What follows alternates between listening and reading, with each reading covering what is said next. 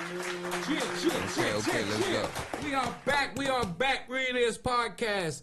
I am the real your host. This is episode 5. So we got one more in this project.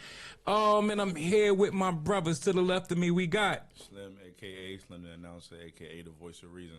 And to my right, we got Marlon Jean-Baptiste, a.k.a. MJB, Yeah, and today's topic is the why we do what we do, meaning as far as with our talents, the roads that we chose, and all that good stuff. So before we get into that, let's get the check-in going. Brothers, how y'all feel?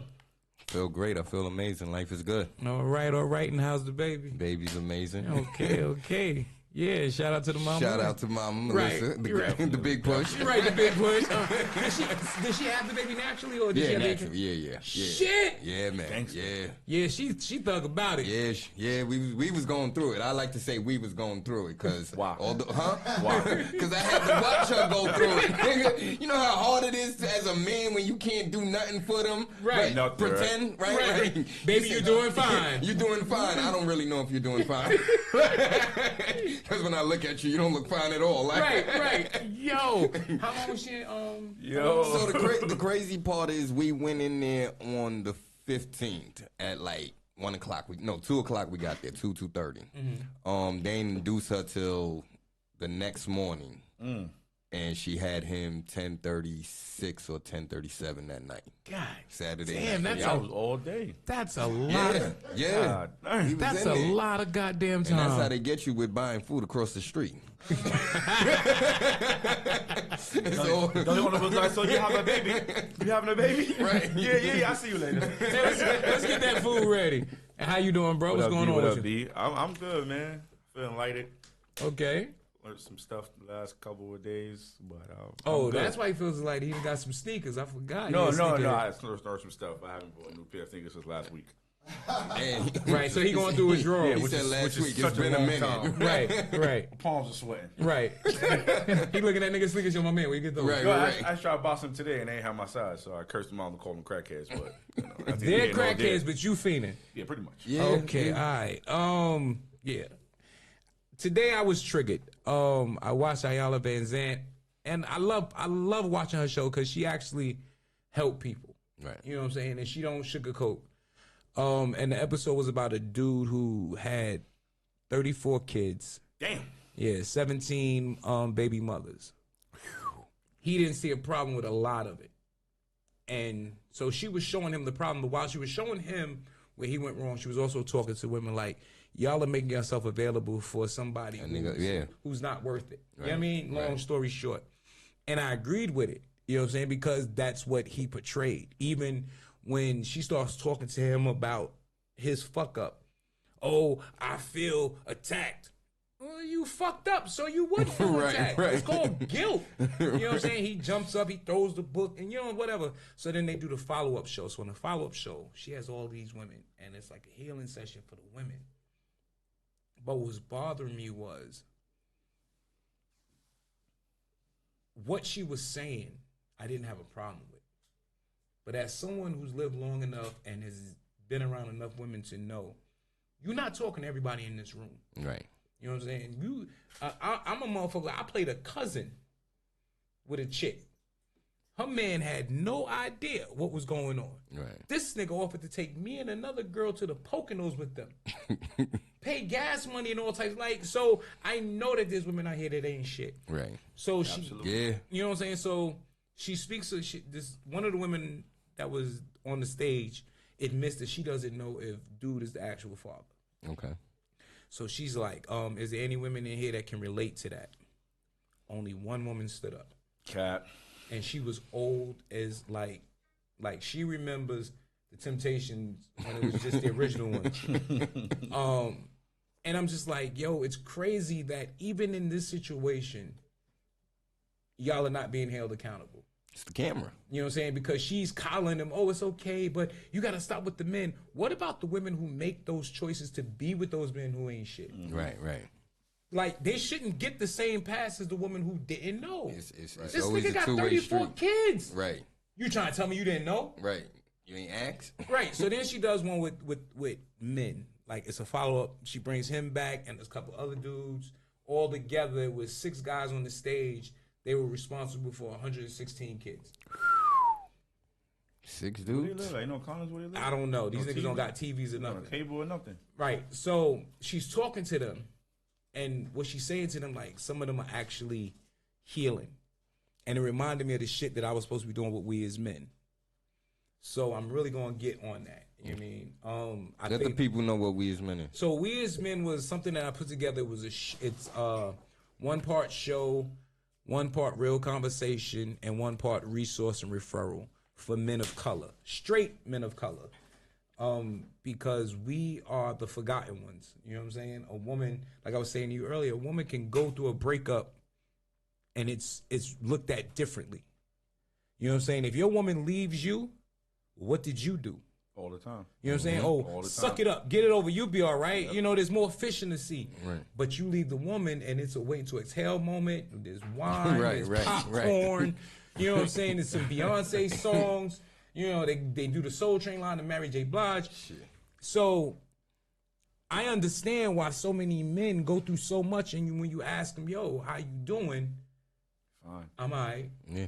We always find. when we Right. ask us And how we no, doing. my nigga, you're not. You But gotta, you don't you gotta feel, watch the jester. They Right, they you don't fine feel- and then they put their head down. Right. You don't feel safe to say, I'm not okay. We wasn't built that way. Right. Like I went and saw Dion Cole when he performed at King's Theater. And he talked about the death of his mother.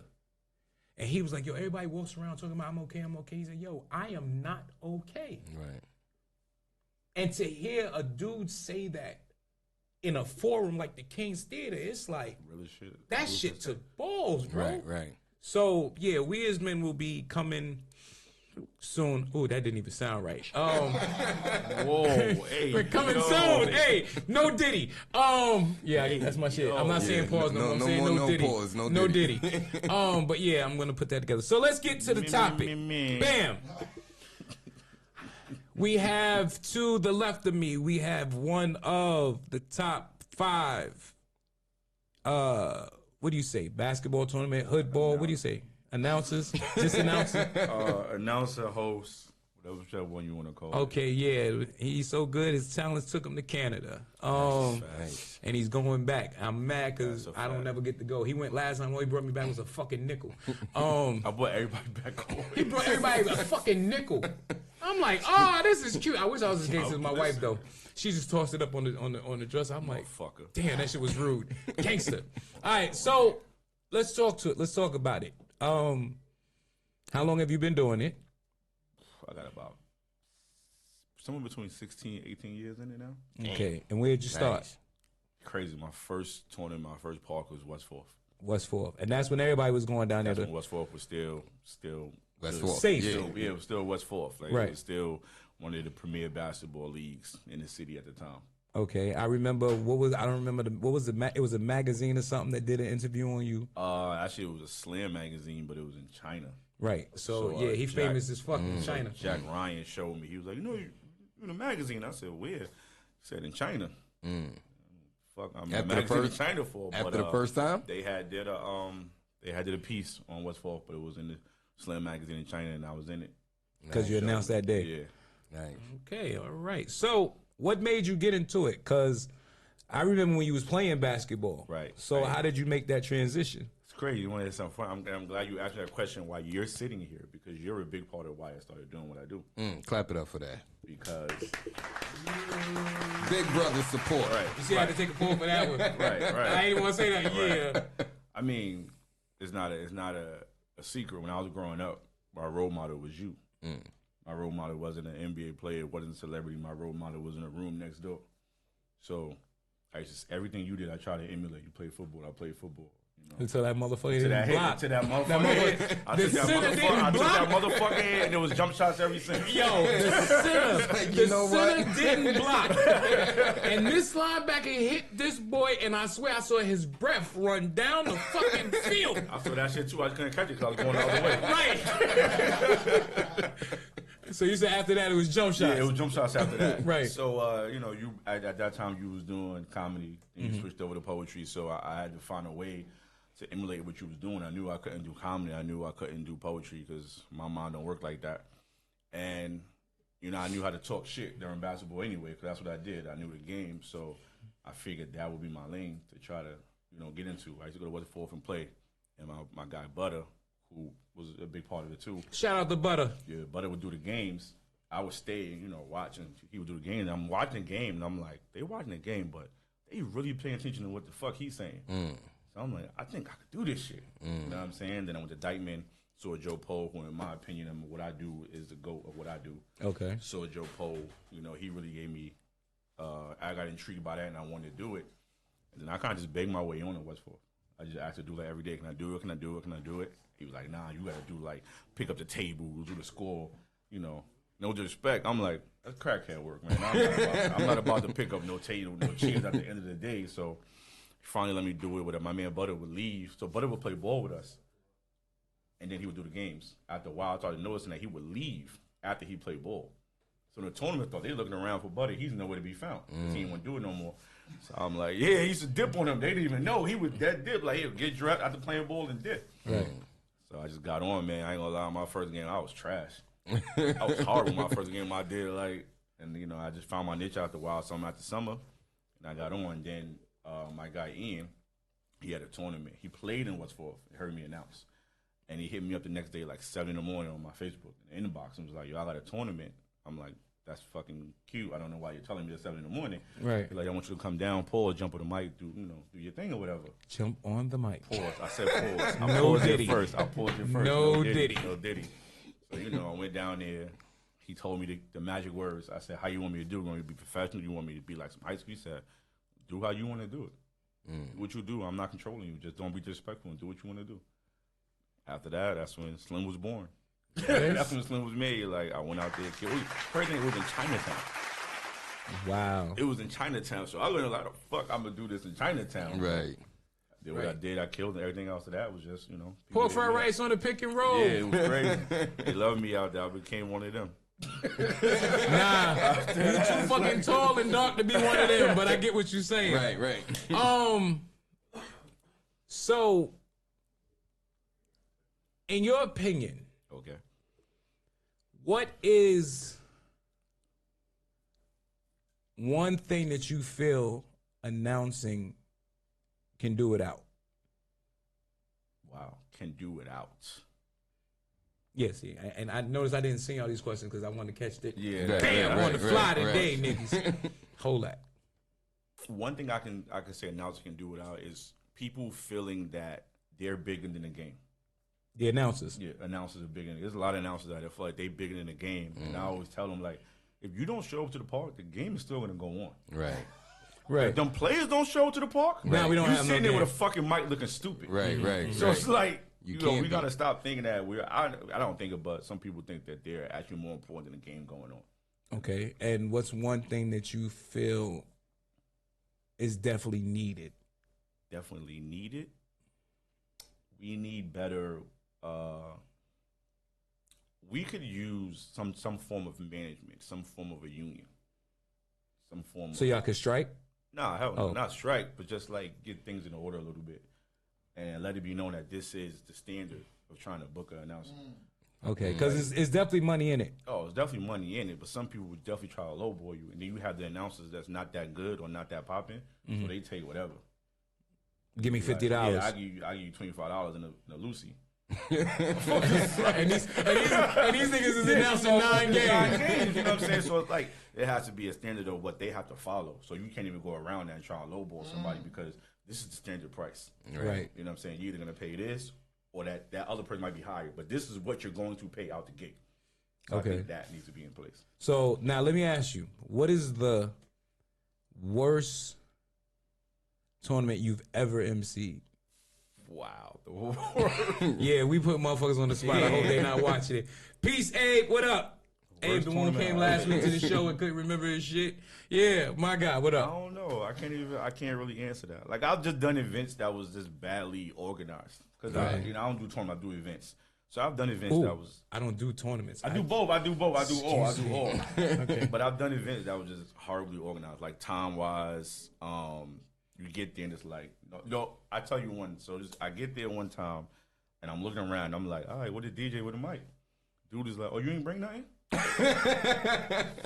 Wow. I said, nah, I ain't bring I bought me. Like, what the fuck did you want a DJ or nothing? Nah, that wasn't really in the budget. Wow. So what the fuck you expecting me to sit here and do? You gonna scream, nigga. Nah, I'm out of he here. gonna draw signs. Go team. Yeah, I'm out of here, bro. Thanks, I'm out of here. Thanks Have for you wasting my ever done time. that though? Have you ever done like a I'll be right back and leave and don't come back? Nah, I never done You know, I'm gonna go to never the store. done that. And Nah, the I've fucking never store's in done another that. borough. All right, you never done that. All right, so now I've seen you MC at Barclays. Barkley, yeah. I've seen you in the Garden. I don't know if you was MCing or Nah, I never did the Garden yet. okay. Definitely on my bucket list. But right, so give me 2 places that's on your bucket list that you want to perform, that you want to MC. The Garden, and I want to do a D1 college game. Okay. Why that one? Because that's like, D1 college is like, that's the next level under being an NBA commentator. Okay. And it's like, you get a way better look if you do a D1. So that's just a level of like, when you set goals for yourself. Okay. That's a level and a goal I would love to reach. Okay. And it's a different setting other than just somebody booking you to do, like you said, a hood tournament or a regular tournament. It's like, nah, we want you to really come in here and be in this professional atmosphere and to see if you can shake out here. So that's a goal for me. So now, Dykeman, Rucker. Yo, you about to make my DMs go crazy. No, fuck that. podcast. Fuck that. Nah, listen. We Talk talking your all shit. shit Right, today. right. Talk your How many shit. years you got in? So come on, you went to Canada, bro, and brought me back a nickel. We talking. It's a tough question. What is a question, actually? See? What I is done the fucking question? forgot. Shout out to PU. Oh, Dykeman, Rucker. What about it? Would you MC there? No. Why? So Dykeman I wouldn't because my guy Cha-Ching does Dykeman. And he's so wait, is it like if you know someone does this one, you don't? No. If I know the announcer that does the league, I will not do it. Okay. Out of respect, it's a territory thing. Out of respect for them and respect for their territory, I won't do it. Okay. So you wouldn't do that because of, you said Ching. Cha-Ching, yeah. Cha-Ching does it. He owns the crowd up there. You know, they love him. Was he there when Safari got gunned down? He with was there when Safari was there. I was there when Safari got gunned down with water bottles. That shit was hilarious. That shit was painful. I was there for that. Okay. And Rucker? Rucker, I wouldn't do. I actually know the MC that does that too, so I wouldn't do it for that reason. But also, I personally am not a fan of the way Rucker moves nowadays. Okay. It's different, very different ownership. They're more about money now than about the entertainment part of it. Okay. And when I say entertainment, of course, I'm talking about bringing people in, having the good teams, and having the good players. Now they're just about whoever give us this deposit first, you in. Wow. All right. Like I saw church teams in there one day. We got hallelujahs against the top shotters. What we doing here?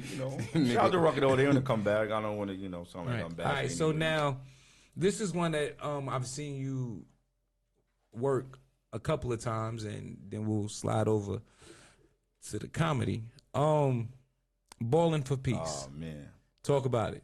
Balling for Peace is a nonprofit foundation. We use sports to encourage peace in the community and peace in the city and stuff like that to get away from violence. That's home. Balling for Peace is home. Nothing comes before Balling for Peace. My guy H2O, my brother, he put me in so many situations and to talk to people that I probably would never rub shoulders with and have a conversation with just from doing Balling for Peace. So that is, man. Okay. Like, and we do what we do is so we have celebrity basketball games. I seen one of those. Yeah. When they had Indu Champ and there was a couple other people. Mr. Daylight, Mr. Commodore. That's when I saw what's the name, Nasty Ass from Black Ink, the white black girl, that was dating Alex.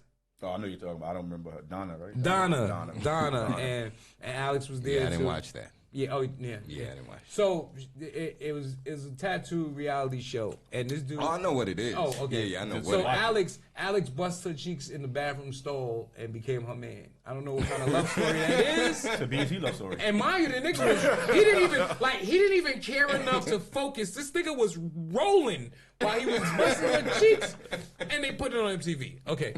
But yeah, so they do celebrity games. We do celebrity games. We do softball. We used to do a bowling celebrity game where it was like also a code drive and a giveaway for the kids for around Christmas time. We used to do it around Christmas time. We go inside schools and have one day like tournaments inside the school. Okay. You know, to try to bring peace out of school. A lot of times there's schools that, these schools nowadays, it's like 4 to 5 schools in one school. Yeah. So what we do is we bring all the schools together and have a one-day tournament to try to promote peace. So we do a lot. I mean, people just obviously see a celebrity game, like, well, that's what y'all do, but we do so much else. Right. And it's dope, man. I love it. And how long have you been a part of it?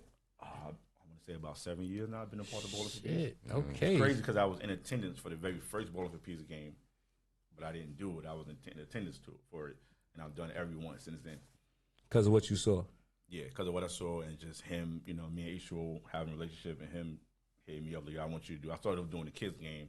I want you to do the kids game. I'm like, I'll do a kids game. I did a kids game, and I did me and now it's like I am the official voice of Bowling for Peace. Nice. All right. So give it up for Bowling for Peace. And my brother is doing his thing. And when do you go back to Canada?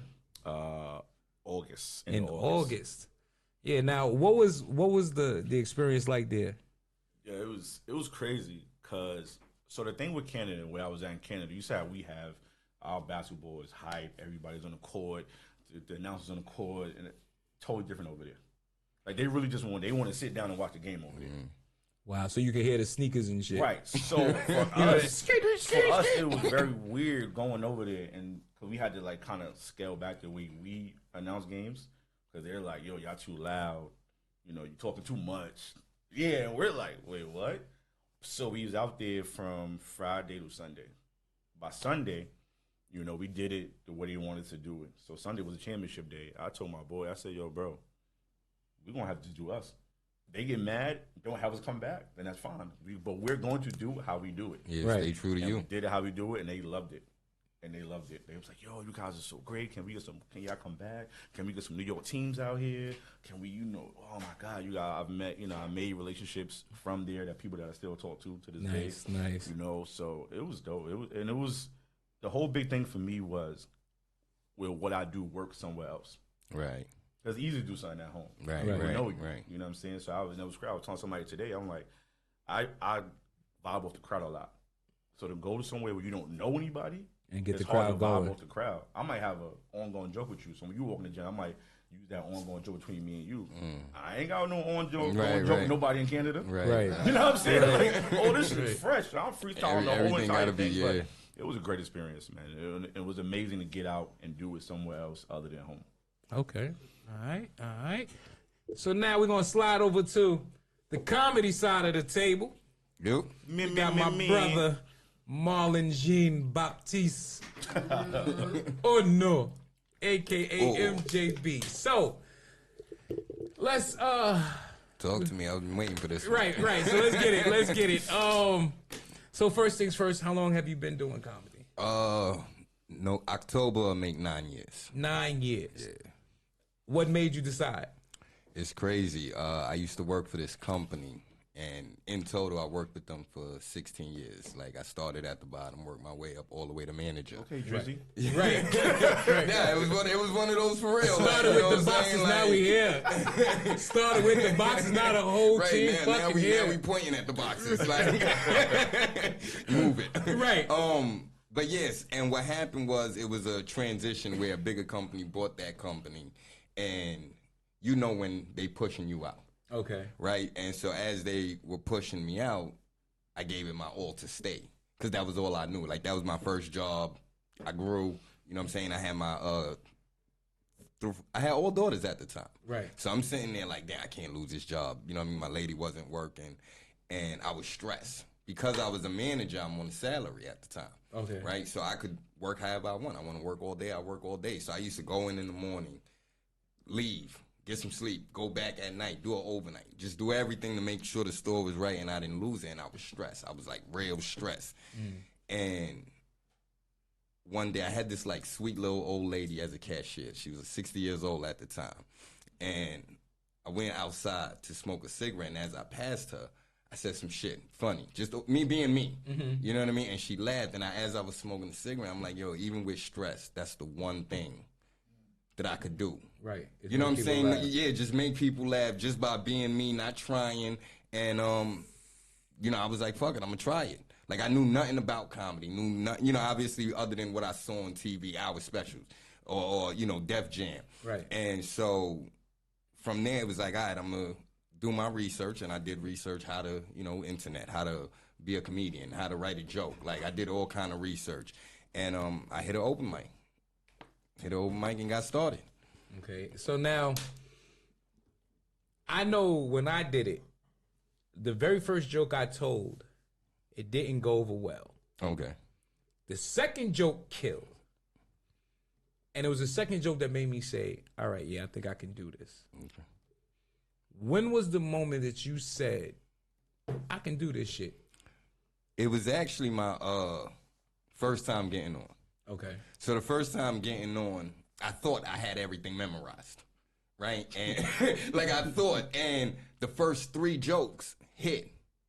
And I was so like, oh shit, I had to pull my notes out to the point that the crowd was like, oh, you ain't expect that to happen. You know, because I had already told them like, yo, it was my first time doing it, whatever, you know what I mean? And you know, once you let them know it's your first time, they give you an extra push. Right. You know what I mean? And so when the first 3 hit, it was just like, nah, this is dope. This is a dope feeling to have people laughing at shit that you created.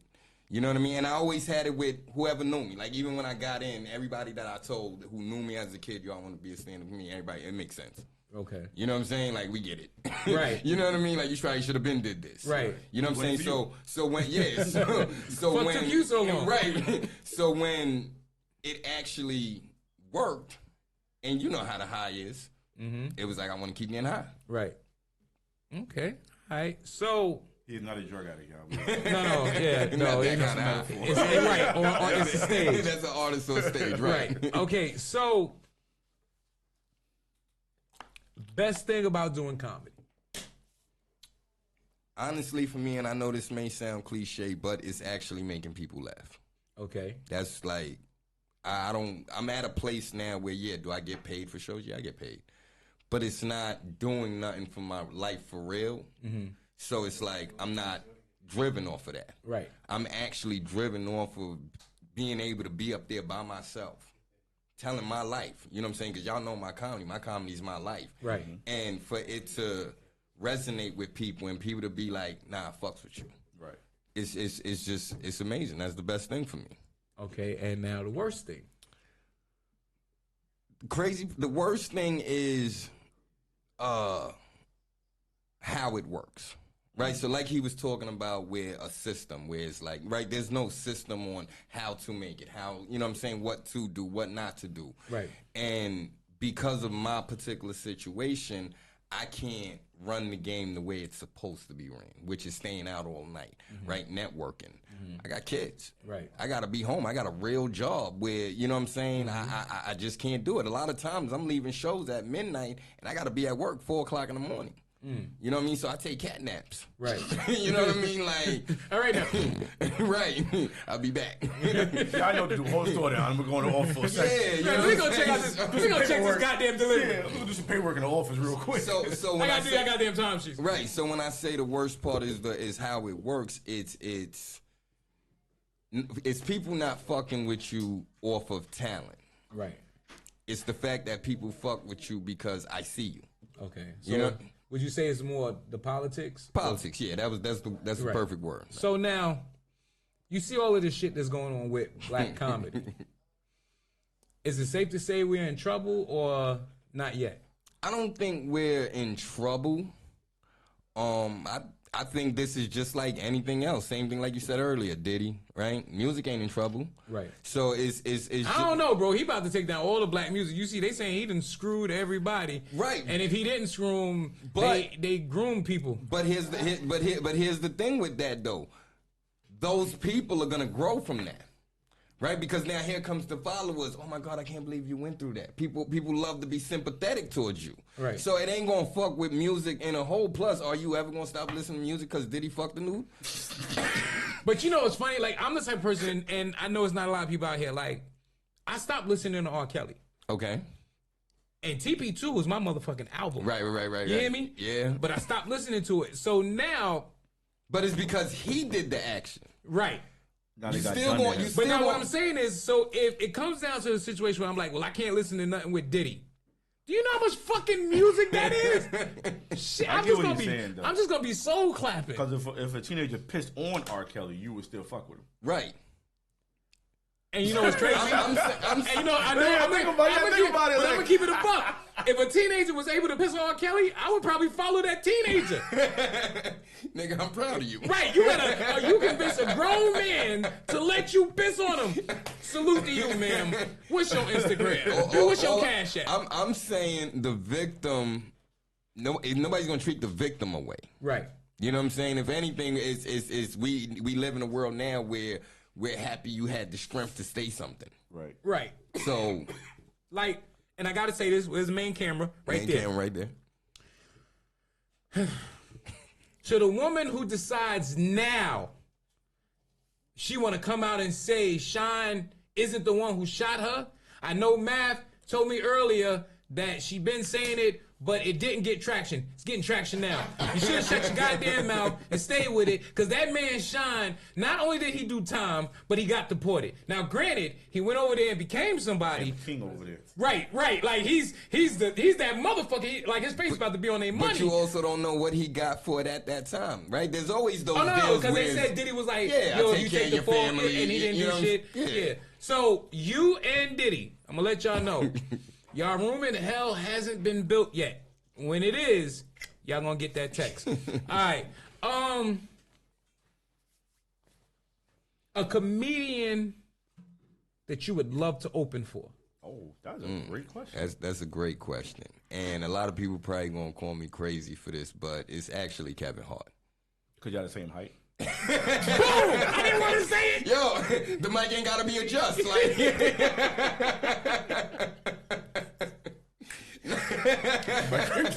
right, it's already there. Right, just stand there, next nigga. All right, and one comedian that's no longer here that you wish you could have a sit down with. Bernie Mac. Why? Bernie Mac. That realness. I'm gonna tell you something about you. That realness, like whoever don't love Mac, I'm sorry. Something wrong with you. Something wrong with you. Right. You know what I mean? Like that realness, that rawness, and that energy was just different. Like, you know what I'm saying? You got from him what a lot of us want to do. Right. You know what I mean? And you, again, going back into the research that I did in the beginning, he been like that. Mm-hmm. It wasn't, once he got famous and we saw him that he found a way to get like that. Nah, back in the day before, we had the internet and everybody could just watch you, comedians was going to his spot in Chicago to check him. Wow. You know what I'm saying? Because his name was buzzing that much. Like, and you know what I mean? Like, you always want to be able to just see somebody who could rock like that. Right. So, now, let me ask you this. Like, I know your style of comedy. Yeah, baby, that's right. Ow. Now you know why you just gave me a compliment. You know my nipple got hard. I almost threw up. Watch your mouth. I was like, he getting excited for me? Like, what's happening? Like, you said your style of comedy. Right there. I know your style of comedy is you self-identified, personal stories. What do you think of comedians that go for the shock value? Like, for instance, right now they're talking about, I think his name is something Lucas. He did a George Floyd joke. I saw the clip. Right. What do you think of comedians that do that type of comedy? Charleston White type shit. I mean, so this is where it gets tricky for me, right? Because as a comedian, you stay with the... on stage, it's supposed to be off limit. Everything's supposed to be, you're supposed to be able to say what you want. Right. I don't mind it, but I also wouldn't fuck with it. Okay. And I'm not saying me as a joke. I'm saying me even as enjoying it. I won't fuck with it. You know what I'm saying? But I don't feel like we should do that, right? In one hand, it's when we have the Karens like, oh, you this right now. It's, oh, we're on stage. We supposed to, everything's off limits or, you know, on limits on stage. And then when someone takes it there, we switching our route. Okay. You see what I'm saying? So it's one of those, if you comfortable to do that, who am I to say, you know, say or feel away, but I'm not going to fuck with it. Right. You know what I'm saying? I saw the joke, and not for nothing, I got to be honest. If he would have said that joke in a black room, it would have been a problem. I don't know if it would have been a problem because the setup and stuff wouldn't have been. Because you got to remember, he was talking about catering to his white fans and all of that. And I think that's what because honestly, when I heard the joke, and it could be because I'm an asshole, I kind of laughed. I'm not going to lie. But see, when I say it's going to be a problem, it's we turn off because of the topic. Most of the time, it ain't even about how it was said. Right. You understand what I'm saying? Like, and you'll have certain thoughts, right? We all have certain thoughts, and it's like, this shit funny as hell. Right. But I can't go on stage with this. Okay. You know what I mean? Certain things is, for me, is leave it in the living room. Mm. It's cool. Okay. You know what I mean? Once we hit cut, we can say whatever, right? But once that's on, that's a fact. Yeah, you know what I'm saying? Like, you got to live that way today. Right. Period. Okay. All right. So, and I'm going to come back to you with this question, but okay. You. Somebody comes up to you today. They say, yo, I just watched your set. I'm thinking about getting into comedy. They say, anything that I should know?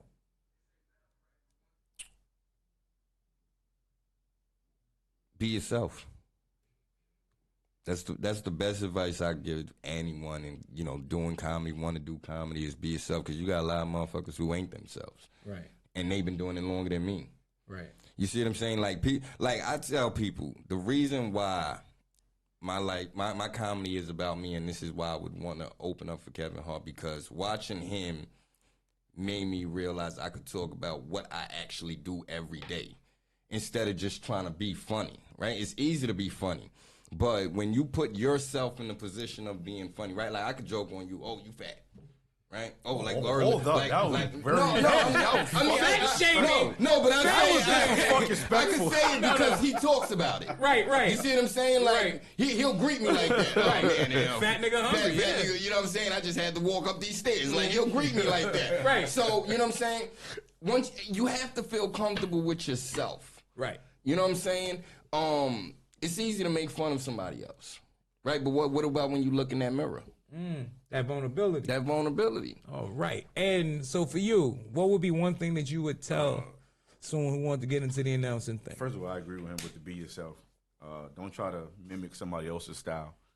Try to mimic somebody else's lines. That's probably the number one thing. So if I was to get ready to do it and I started with, yeah. Nah, I would fucking kick him. That's his shit. That's like a signature, right? That's his shit. That's his shit. Also, I would say to understand the balance between being funny and actually calling the game. I think Does it help to know the game? Absolutely. Okay. Absolutely. Know the game and know the players. I'm sure that. Like, I got my guy Nas up here on live. Like, I can tell you Nas' game, what he gonna do. You know what I'm saying? Stuff like that. So that's a big part, knowing the game and knowing the players. Okay. All right, cool. I'm gonna keep this real quick because we got a special guest or two, I don't know, to come up. So for me, I do a lot. I've done a lot. But honestly, what got me into it was before I even got into it. Like, the comedy thing started because of my mother. Because she had heart issues from smoking. Cigarettes, not cracking no other dumb shit. Don't nobody try to get, oh, real mother was a crackhead, I will cut your fucking throat. And I read one day that laughter was therapeutic for your heart. Right. So me and my other brother, we would just do random dumb shit, skits and all types of stuff like that. Then when I started going outside, I was always the one with the jokes. Right. You know what I'm saying? Like, you try snapping on me and you be calling your uncle. You know what I mean? Like, I literally had niggas that wanted to shoot me. Yeah, no. Because I cut their ass. Oh, yeah, for sure. So when I started working in Greater Brownsville, that's where I met Kenny Williams, and I went to see him perform, and it was a dude, and this dude was horrible. Dude did 10 minutes and got no laughs. Damn. To the point where he was like, well, I see this shit ain't working. Let me get out of here. And I'm sitting there, and I looked at Kenny, and I said, are you fucking serious? And he said, you know what's crazy? He's still going to get paid tonight. Right. So I said, all right, cool. And I tried it, and it worked. I did one room, and that's when I learned that every joke ain't for everybody. Yeah. I did a gay joke at a GMHC event. GMHC stands for Gay Men's Health Crisis Center. So I did a joke, and I said, I really don't understand it, because to me, dick is like secret deodorant. You know, it might be strong enough for a man, but it's made for a woman. All the straight people laughed. Right. The person who invited me said, well, there goes my job. Yeah. And the rest of the people didn't find it funny. So, okay, cool. But when I did the joke again, because that was a good goddamn joke. Right. So when I did it again, I realized certain rooms, you can't do certain stuff. Yeah, there's a thing called read the room. Right. And I was illiterate. Then came the night when the host used me for laughs. Yo, my guy now say somebody shooting at you for cutting your ass is crazy. He don't know that you left high school because Yeah. In high school, that shit happened to me. Bushwick High School, I was cutting this nigga ass so bad his girl was laughing. Nigga, I went in the bathroom, all I hear is, where them jokes at now? I turn around, this nigga got the fucking Desert Eagle out. Bushwick High School.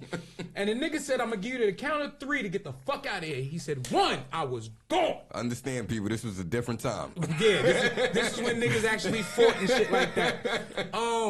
So I did a show 2:00 in the morning at a party. People have been drinking from 9:00. I had no business up there, but I went up there. Not a motherfucker know me, but now they all got to stop and sit down to hear my jokes. Shit didn't go over well. So the host goes, and now a moment of silence for the last comedian, and everyone start laughing. Nigga, I'm tight. I called Kenny up. I'm like, yo, this nigga is about to get knocked smooth the fuck out. You don't make no motherfucking joke on me, nigga. I'm part of the fucking show. Right. Kenny is like, yo, you can't get mad. That's comedy. I'm like, nigga, that shit wasn't funny. So I called my wife. I'm like, yo, I'm about to lay this. And she like, you can't do that. Everybody's telling me I can't do that. Right. So I'm like, fuck it. I go home. Somebody called me to host an event. I hosted. Now the hosting shit was easy because I could do the jokes when I wanted to. Right. So I was like, all right, cool. But now, I really don't want to do stand-up no more. You know, even though I performed at Boston Comedy Club and Dave Chappelle was like, yo, nigga, you good. Keep going. At the time, he wasn't Dave Chappelle. He was some funny-looking nigga. And I was like, nigga, fuck you. Now I wish I'd have listened. But yeah, so I had some coworkers who did poetry. I never fucked with it. Because everything I knew of poetry, I couldn't relate to. Right. You know, either they talking about love, nigga, I'm fucking, no, we're not doing that. They talking about going back to Africa, nigga, I could barely find that shit on the map. You know what I mean? Right. Like, so that shit wasn't me. But then I went to a show and this girl did a poem called The Job. And all she was talking about was giving head. And she had a female with props. And at the end of her poem, homegirl handed her a dildo with whipped cream on it, and she took the shit down to the nuts and pulled it out and said, and I don't spill a drop. And the room went crazy. I said, I could write that shit. I said, I could write something. So I went home. Said, what's her? I went, I tried to get her number. She wasn't fucking with it. She was from the Bronx. Come on, man. No, I'm just saying. So I went home and I wrote something. But I didn't tell it to nobody. I just wrote it. So I went to rehearsal, and they was like, yo, you should really try this shit. Fuck out of here. So at the same time, I just became a father. My daughter, Nia, is born. I'm staying with my mother. My brother, not this one, agitates my mother to the point where it becomes an argument. And my mother's like, well, since you that fucking grown, you take your family and you go. Fine. Take the family and I'm gone. Where the fuck we going? Right. So now we go to her mom's crib. Shouldn't have never fucking went. So long story short, we end up in the shelter. So you gotta go through the screening process. So that's 3 days. You sit in like a big ass room, and they gotta see if you're eligible. Meaning they can't find nobody in your family to take you in. Like you gotta call people and be like, yo, if they call you, you tell them you don't fuck with me. Right. That type of shit. Bro. So we're sitting in the room, and I'm watching families just break down, crying and shit like that. And I'm going, I can't do that. Because I got a little girl and this woman who's trusting that I'm going to get her through this shit. Right. Jumped in the book, started writing some shit. When I finished writing it, they called us. We got placed. Went to rehearsal, read them the shit. And he was like, yo, nigga, you can do this shit. I bet. So I go out. First time I perform, I use my government name. I ain't know that motherfuckers had aliases and shit. Didn't know. So niggas is cutting my ass about, yo, son, you really got up there and said your name? What the fuck was I supposed to say? Cutting ass is crazy, though. It was like, for 20 minutes, I was like, y'all niggas about to stop, because I'm about to write a poem called I'm going to kill all y'all niggas. I know they call you this for 30 years, nigga, but we trying to switch up. So now, it was a slam that they had called The Hottest Poets. It was in Harlem. The draw was the winner of the night got $75. Motherfuckers would come with their best poetry for this shit. So I go there with the motherfuckers who put me onto this shit. And it's a dude, he walks up. Now outside, he a hood nigga. Nah, what up, son? Yo, I was telling this bitch that, that's how he's talking. When he gets inside, peace, king. Peace, queen. Ashe, family. What the fuck? Nigga, that wasn't you out there. So the host says, what's your name? I'm like, The Real, because that's how I keep it. But I'm saying it because I'm thinking out loud because of this nigga. The fucking host gets up on stage and say, coming up next, The Real, because that's how I keep it. What the fuck? Anyway, so I get up there, I do this shit. I don't know if it was because I was new face or what, but I won. I'm like, oh, shit. But it wasn't until someone asked me to feature. Because in poetry, that's when you that motherfucker, when someone asks you to feature, like you the closer. Right. And the shit went on. I did that wow. Best part of doing the poetry shit was probably during, I had a group, Untamed. And nigga, we were problems. 13 loud, rude motherfuckers who get on stage and tell you about yourself in a million ways. The worst, I did a show at Brooklyn Exposure for Valentine's Day. Because people tell you there's no money in poetry, and that's bullshit. Shout out to my man Chance, who makes a killing doing tours for the colleges. So I'm doing this shit, set the price with the dude, the bartender, $40 a head. I'm trying to get money. Valentine's Day is coming up. I got a family. This would be dope. 6 people walk in. $40 a pop. The owner comes to me and go, I need you to get that money back. Why the fuck would I do that? Because that's our family. They don't pay to get in here. But I discussed it with your bartender. We agreed. Everyone, not them.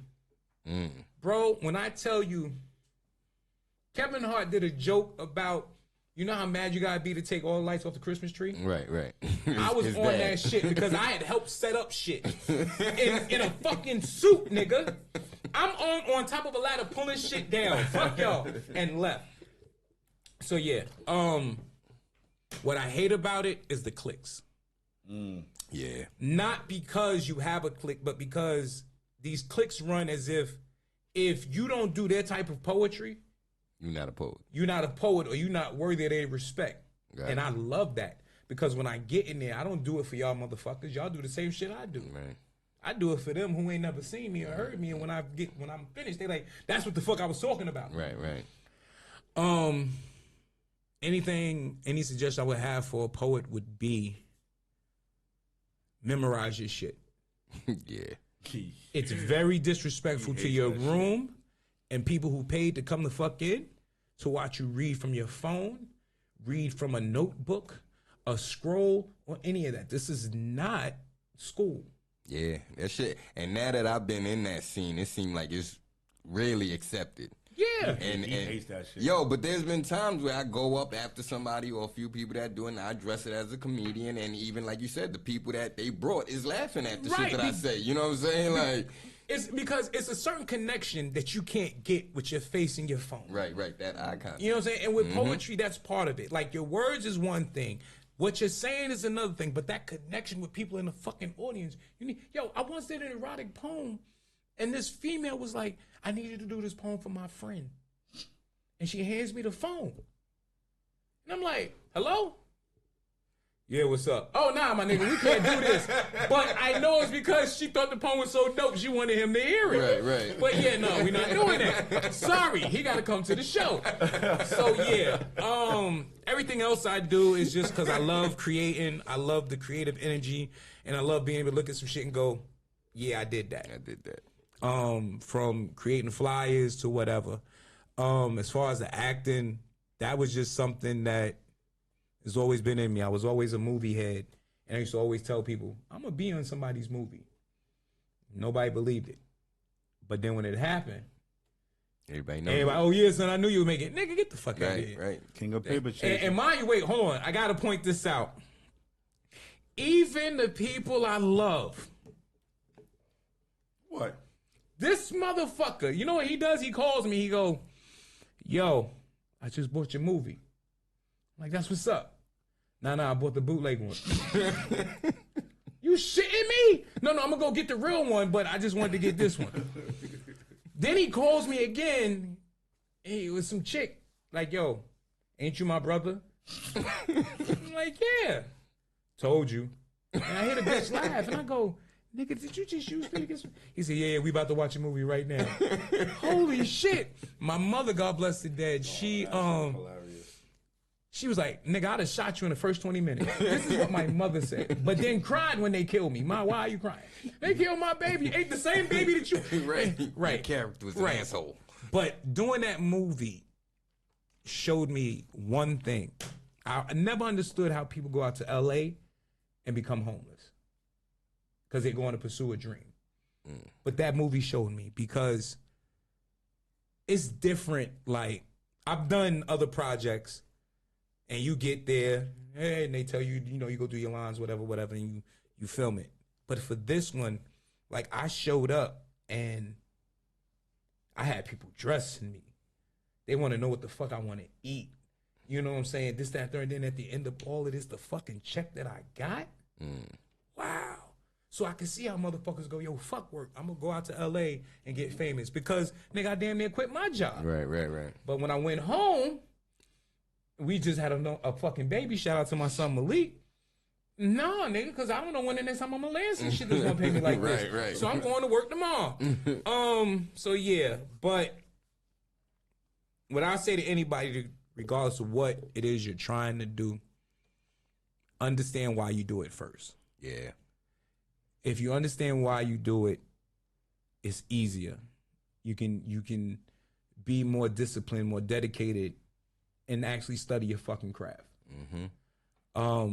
You got some people that just do it because they think it's the quick route or the easiest whatever that they're doing, and they don't even respect their craft. Yeah, that's the people that love the finished product. Right. You know what I'm saying? Right. Don't give a fuck about the journey. So yeah, and that goes with anything. So coming up next, are both of y'all coming up or just all right? So I'm gonna slide out. Yeah, I'm gonna bring y'all back, but we're gonna use these two seats. We're gonna switch lanes a little bit. We still talking about the why. We're still talking about what we do, but now we're talking about some entrepreneur Negro shit. So I'm about to bring these two brothers up.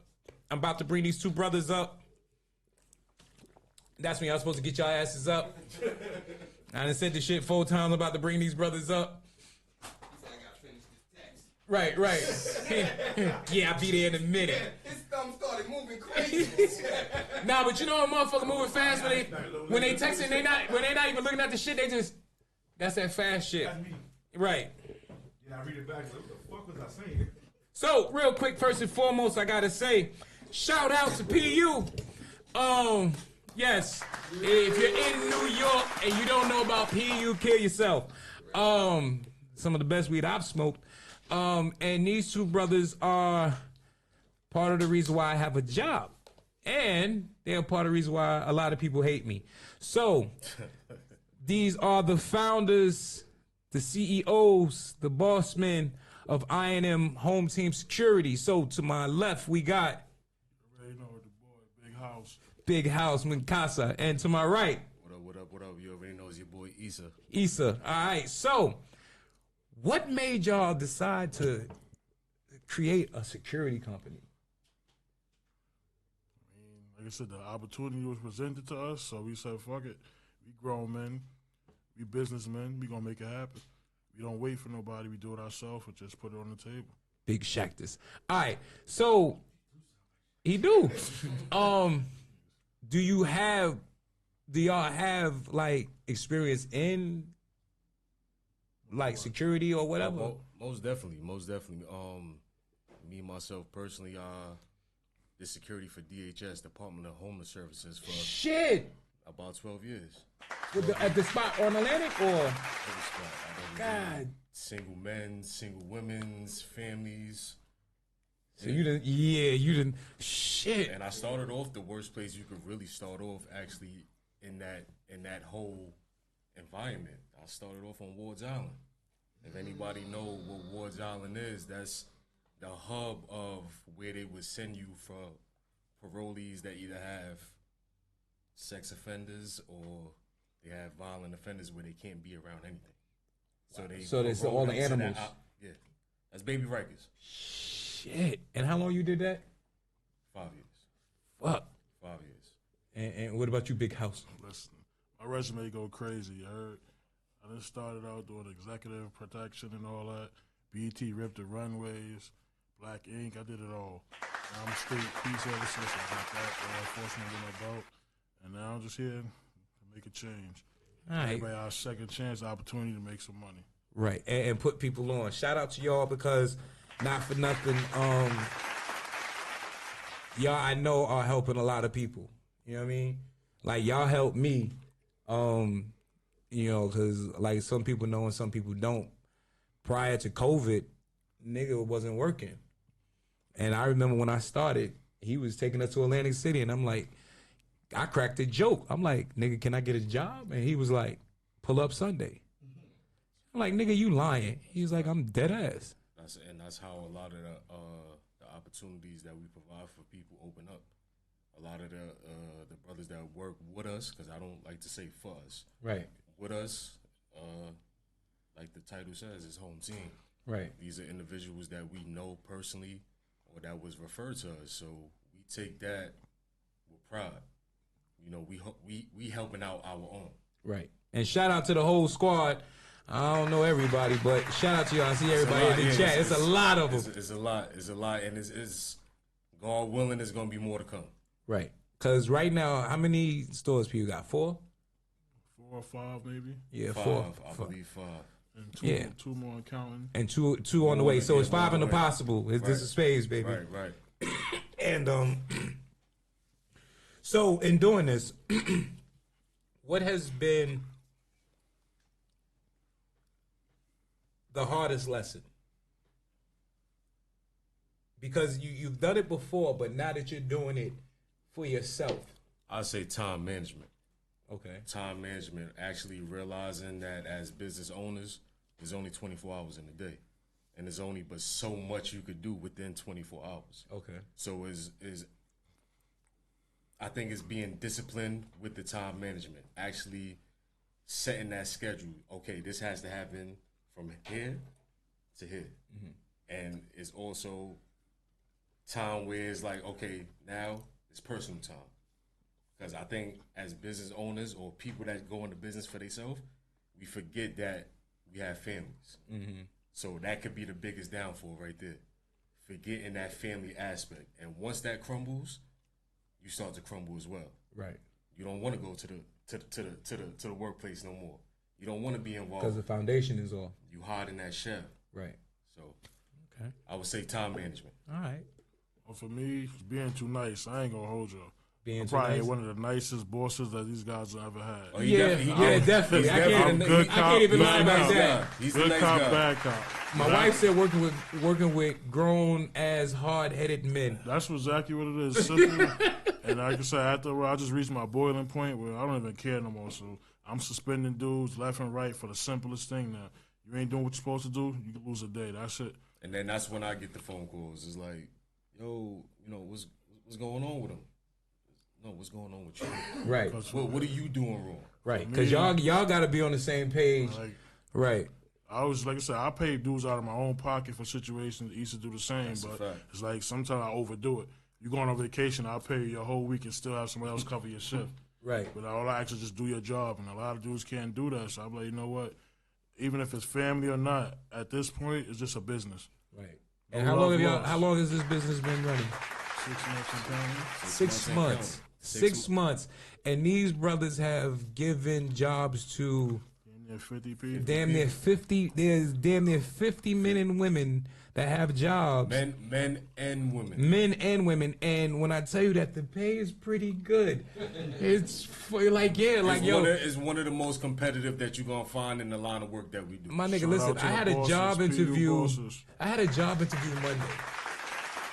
And I went to the laundry. Said fuck that job interview, nigga. I gotta go to work. Hold on, and just to add on top of that, we as far as the line of work that we do, we like to have everybody in an environment where they're comfortable. We don't like to micromanage. We don't like to be on your back. Mm-hmm. You will see us, and it's like you seeing family. Not, you see us, and you got to tighten up. At the same time, it's still tighten up, but we don't like to give that type of vibe. Right. It is, so yeah. I don't know if they can see that. Oh, yeah. No, they can see it. Camera right there. Yeah, you can see that. Yeah, that's a dope-ass logo. Home team. That's a dope logo. Just make sure everybody's safe, have fun, enjoy life. And that next order is coming in. Yeah, that's a dope logo. That next order Like I is said, coming within the next 6 months, we hopefully have more contracts for clubs. I'm trying to go residential, shelters, everything. We trying to take over. That's it. Yeah, I'm gonna need a gun. You know? I'm gonna need a gun. We just trying to make it happen. We looking into. We start doing shelters. I need a gun. And we doing everything legal. Right. No, a legal gun, but everything is going to be legal. We're in the When process of you hiring see that somebody logo for and you that see as that well. brand, you know you're well protected. so If y'all know anybody out there that needs security, how to look, he can't. Let us know. holler at Anybody Let us know. need security? Just holler at us. Big check this. You got to remember, we've been up since 4:35 a.m. Right. so That's what I was gonna say. we grind. So I know that the stores open at one time, Right. but I know y'all are actually working 24/7. 24/7. 24 hours. See, when it comes down to certain things, as again being a business owner is no sleep. Right. Once that phone ring, you got to pick it up. There's no I was asleep. Right. No, I don't. I know me. Y'all That's gotta why it's text two me of y'all. before y'all call me. That's why it's to y'all. I call Cause for the dumbest reason. I ain't got time. yeah, But within the next 6 months, hopefully we have, an office, secretary, you actually have everything in control to where more people can come in and get more jobs and everything. see, so give it trying up for to black avoid- men that are providing situations for black people. I think it's one white guy on the team. Shout out to Bob. But yeah, thank you, brothers. I don't know. I'm being an asshole. But make sure you check any of the PU locations. We have Shout one in the out to Bronx. PU bosses for giving us the opportunity. Shout out to the PU bosses. Shout out to the Big staff. shout out to PU, man. Yeah, Big shout yeah. out to All the PU. staff. The Yeah, warehouse, amazing everybody. weed. Cool ass people. Webster Females Avenue as in the well. Bronx. Notion Avenue in Brooklyn. Church Avenue in Brooklyn. Myrtle Avenue in Brooklyn. Limo. Glenmore in Brooklyn. And I'm trying to get them to open one in Atlantic City, y'all. So, It's a fact. yeah, That's so, a y'all franchise. talk to them because I would love to work at that one. Babe, if we could get where I could work 3 days in Atlantic City, we could get rid of the apartment. Hey, yo, shout out to Jersey, man. Definitely shout out to Jersey. Yeah, because I went past their dispensary. How was that? Trash. No, you can't answer for him. You gotta let Trash! I'm telling you. Wait, Yo. what do they call it? What, block work? Yeah. It was hot garbage. You know it's bad when only thing in front of it is crackheads. Yeah.